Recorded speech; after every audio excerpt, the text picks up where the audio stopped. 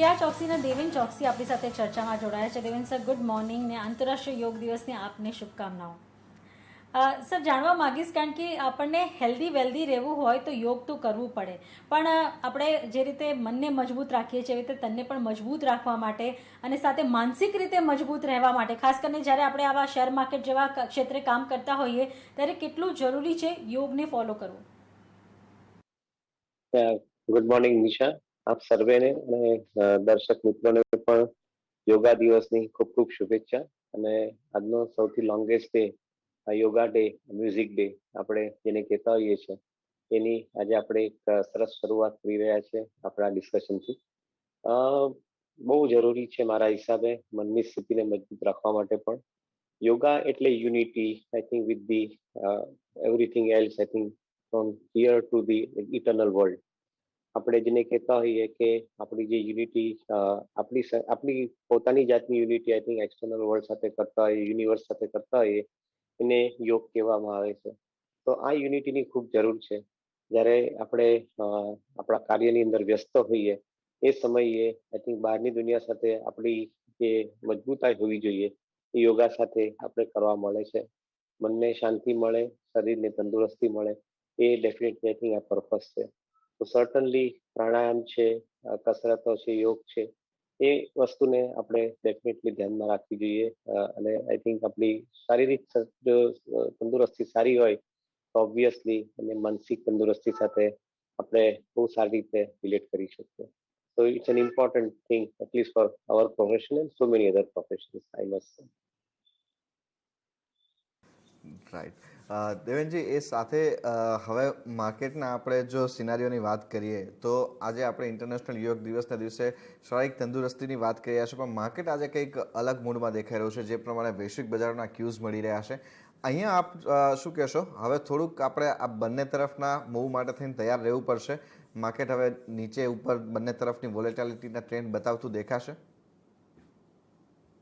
So I think ગયા વર્ષે જે માર્કેટની અંદર એક મોટી તેજી આવી, એ તેજીની પાછળનું એક મહત્વનું કારણ એ પણ હતું કે significant amount of new money કેમ ઇન ટુ ધી માર્કેટ. જેને સ્ટિમ્યુલસ પેકેજ થકી જે નવા પૈસા આપણી વર્લ્ડની ઇકોનોમીમાં આવ્યા, આપણા માર્કેટમાં આવ્યા, that has I think played a significant role in pulling the market up from where it was. એની સાથે તમે જુઓ તો કરંટ યરની અંદર અમુક ચેલેન્જીસ સાથે માર્કેટ આગળ વધી રહ્યું છે. સૌથી પહેલા લાસ્ટ યરનો લો બેઝ હતો, એની સામે અત્યારે માર્કેટનો બેઝ ઉપર છે. બીજો મોટો પોઈન્ટ એ છે કે જે ગયા વર્ષે જે વેલ્યુએશન સસ્તા હતા એની સામે અત્યારે વેલ્યુએશન રીચ છે. ઓબ્વિયસ છે કે જ્યારે વેલ્યુએશન રીચ હોય ત્યારે ઇન્વેસ્ટર પૈસા રોકતો હોય ત્યારે ગ્રોથ તરફ જોતો હશે. જો ગ્રોથ તમને મ્યુટેડ દેખાય અને વેલ્યુએશન તમારા રીચ હોય તો ઓબ્વિયસલી માર્કેટની અંદર એક કરેક્શન આવે, અને એ કરેક્શન ટાઈમ કરેક્શન સાથે પણ આવે અથવા પ્રાઇસ કરેક્શન સાથે આવે. In my viewpoint, I think currently we are entering, or we have already entered into a phase કે જ્યાં આગળ આપણે લોકો અમુક સમય માટે આઈ થિંક પ્રાઇસ કરેક્શન પણ જોઈશું અને ટાઈમ કરેક્શન પણ જોઈશું.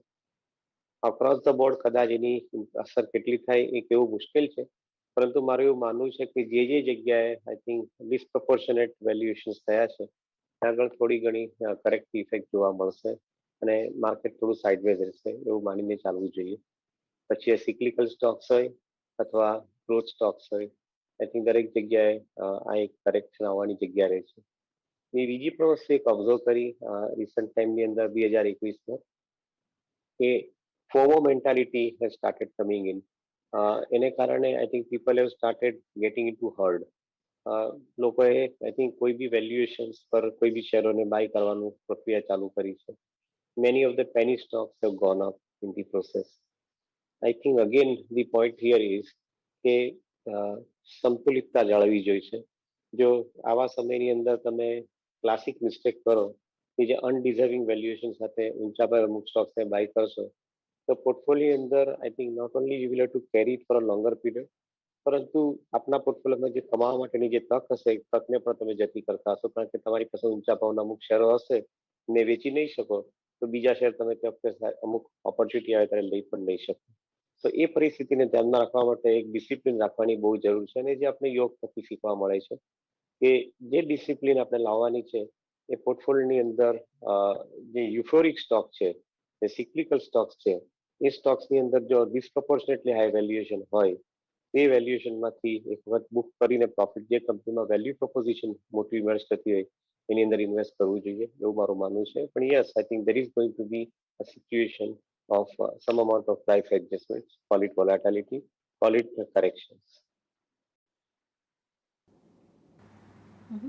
ત્યારે આપણે પોતાની ઇમ્યુનિટી બિલ્ડ કરવા યોગ કરી રહ્યા છે, ત્યારે પોર્ટફોલિયોની ઇમ્યુનિટી બિલ્ડ કરવા માટે તમે કયા સેક્ટર્સ અત્યારે જો છો જે હેલ્ધી વેલ્ધી રાખી શકે પોર્ટફોલિયોને? So I think અત્યારે એક માર્કેટની અંદર ઇમ્પોર્ટન્ટ વસ્તુ આપણે જોઈ રહ્યા છે કે across the board various sectors have started participating. ગયા વર્ષ સુધી એક પરિસ્થિતિ એવી હતી કે જ્યારે આઈ થિંક અમુક જ ક્ષેત્રો, અમુક જ સેક્ટર માર્કેટની અંદર પાર્ટિસિપેટ કરતા હતા, કારણ કે એ લોકોને બિઝનેસ પણ અમુક જ ક્ષેત્રમાંથી આવતો હતો. પરંતુ જે રીતે ઇકોનોમી ઓપન અપ થઈ રહી છે, એક બાજુ તમે જુઓ તો એગ્રીકલ્ચરલ સેક્ટર જેની અંદર 65% ઓફ ઇન્ડિયાનું પોપ્યુલેશન ડિપેન્ડ થાય છે, એની અંદર I think significant amount of money has started flowing in the hands of rural economy. Call it effect of MSP prices જે ગવર્મેન્ટ સિસ્ટમેટિકલી ફાર્મર્સને એશ્યોર કરીને આપે છે, ઓર call it an impact of infrastructure building જે rural એરિયાને connect કરી રહ્યું છે urban એરિયાની સાથે.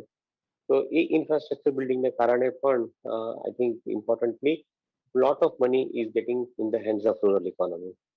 તો જે સ્ટોક્સ અત્યાર સુધીમાં પરફોર્મ નતા કરતા એ સ્ટોક્સે હવે રૂરલ ઇકોનોમીની અંદર પાર્ટિસિપેશન આવવાનું સ્ટાર્ટ કરવાને કારણે એમાં પણ પરફોર્મન્સ આવવાનું ચાલુ થયું છે.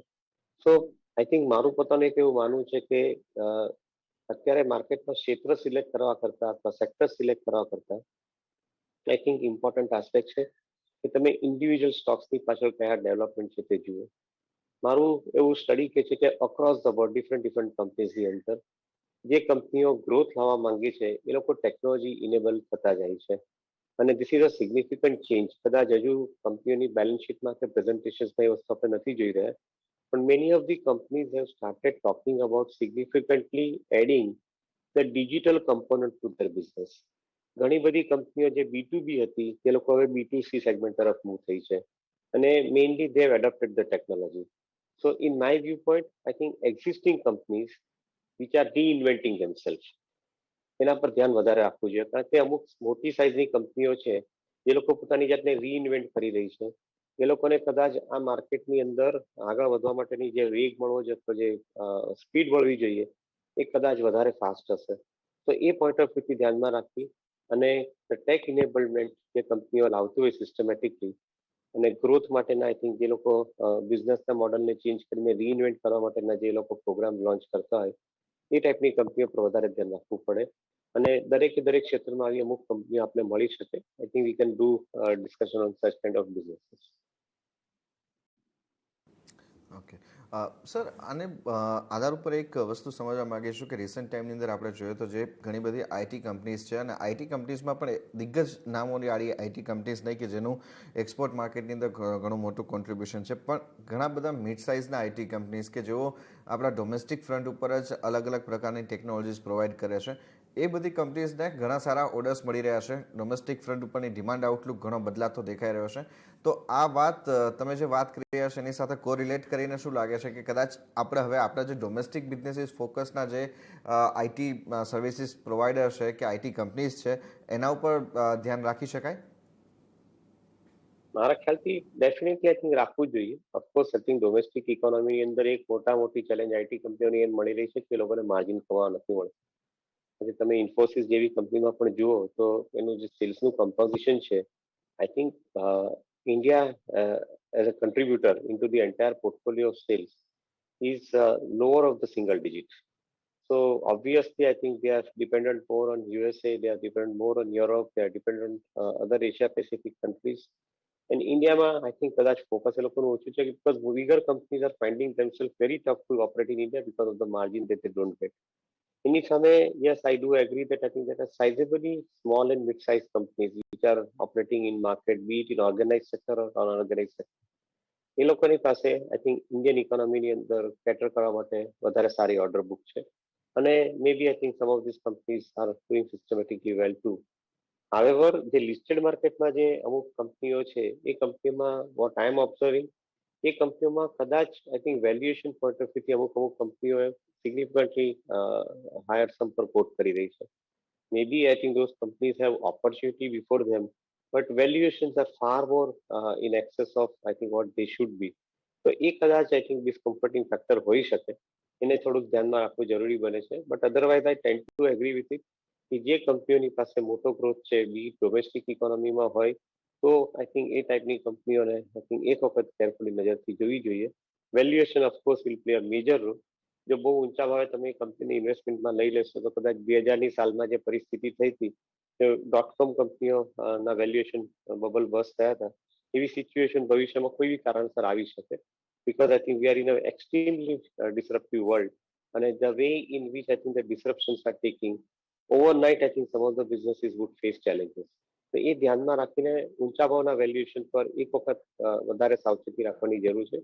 બાકી otherwise you will get opportunities, including in IT space, in domestic economic point of view as well. ત્યારે જ એક ફેક્ટર દેવેન સર અત્યારે કન્સર્ન બતાવે છે ક્રૂડ પ્રાઇસીસ. ત્યાં તમે જો $74 પાર નીકળી ગયા છે. અહીંયા તમે રૂપિયો જુઓ તો રૂપિયો પણ 74 પાર નીકળી ગયો છે. તો રૂપિયો અહીંયા નબળો થઈ રહ્યો છે, સામે ક્રૂડમાં એક મોટો ઉછાળો છે.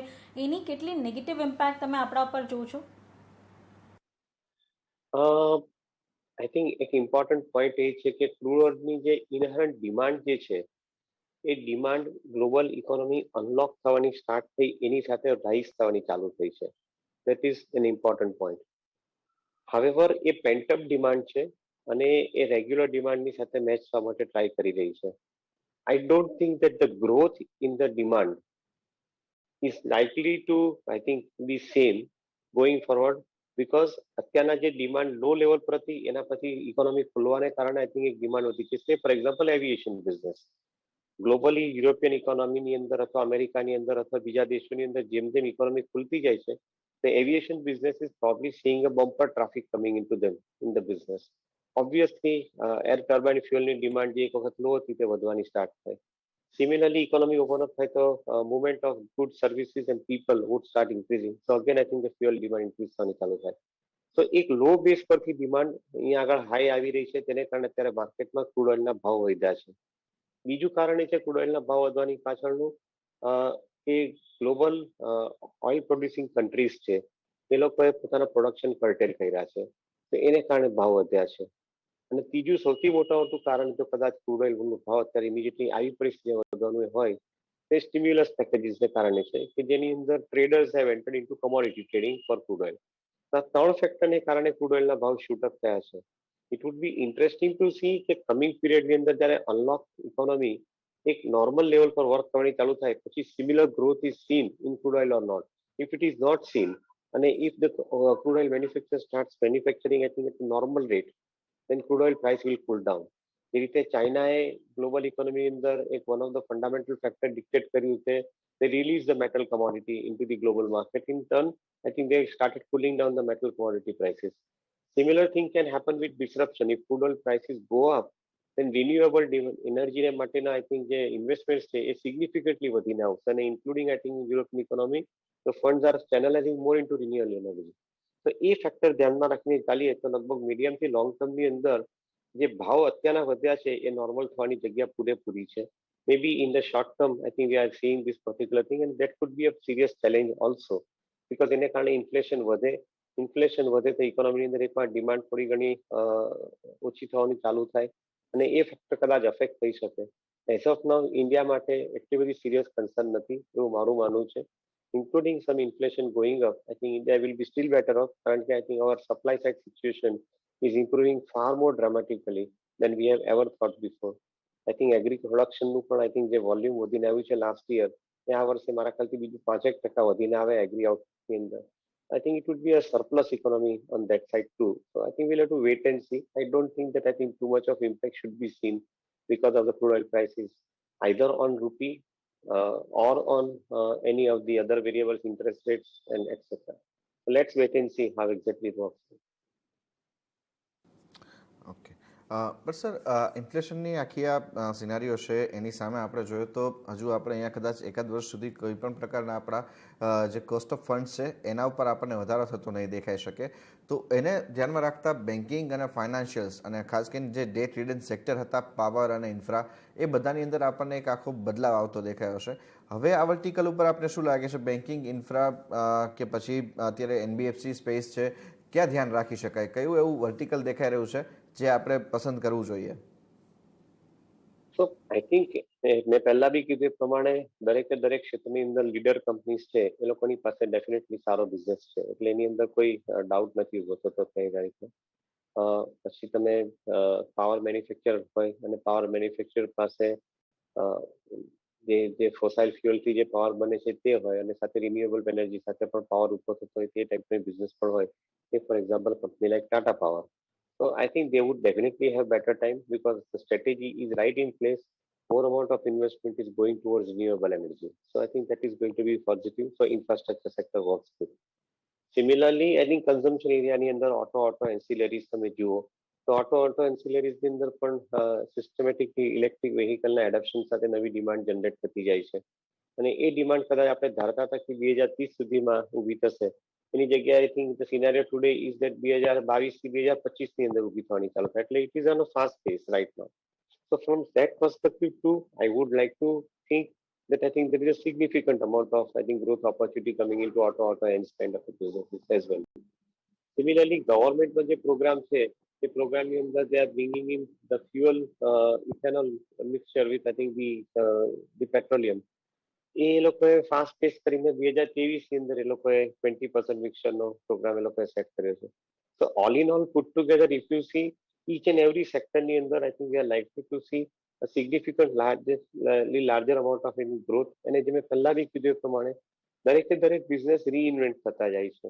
આ જે બિઝનેસીસ રીઇન્વેન્ટ થઈ રહ્યા છે એની અંદર આઈ થિંક ગ્રોથની ઓપોર્ચ્યુનિટી મારા હિસાબે મોટી જોઈ રહ્યા છે. એટલે I would not stick myself to one sector per સે.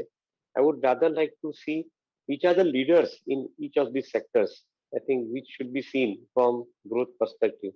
એની અંદર ઇન્વેસ્ટમેન્ટ કરવા માટેનો મારો એપ્રોચ રહેશે. કયા એવા સેક્ટર્સ દેવેન સર તમને દેખાય છે કે હવે અહીંયાથી એક્ઝિટ લઈ લેવી જોઈએ કે બહુ વેલ્યુએશન્સ હવે હાઈ થઈ ગયા છે? So this is always again a challenge. I think એક બાજુ પર આપણે કોઈ કંપનીના નામ સાથે વાત નથી કરી શકતા બીકોઝ ધ રેગ્યુલેટરી લિમિટેશન્સ છે એને કારણે, અને બીજી તરફ તમે જુઓ તો I think there are many companies which have started quoting at a significantly large amount of valuation.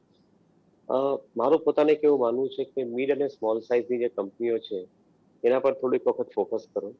એ કંપનીઓનો ભાવ કદાચ જો ડિસ્પ્રોપોર્શનેટલી વધ્યા હોય અને એની પાછળ એનો ગ્રોથ નહીં મેચ થતો હોય તો એ કંપનીઓ કદાચ આમાં ટાઈમિંગ જે ભાવ વધ્યા છે એની અંદર કદાચ સસ્ટેન નહીં થઈ શકે. That is the first point. Second thing, I believe that I think you have to look at the people.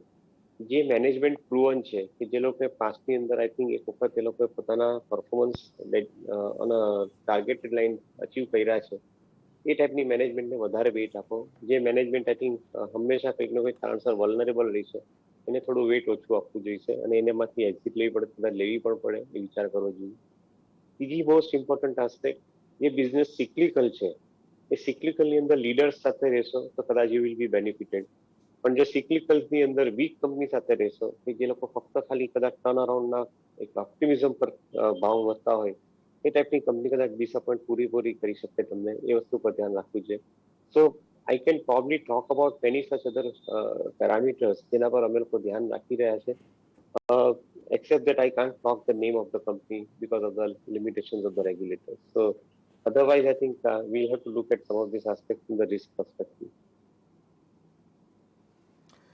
Okay, તો એ સાથે દેવેનજી ઘણો આભાર સર. આજે આંતરરાષ્ટ્રીય યોગ દિવસના દિવસે આપે સમય ફાળવ્યો અને આ સમગ્ર ચર્ચા માર્કેટની અને યોગની અમારી સાથે કરી એના માટે ઘણો આભાર sir. Thank you so much. તો એ સાથે જ હાલ મને અને નિશાને પણ આપજો રજા. આગળ અપડેટ માટે આપ જોડાયેલા રહો CNBC બજાર સાથે. નમસ્કાર.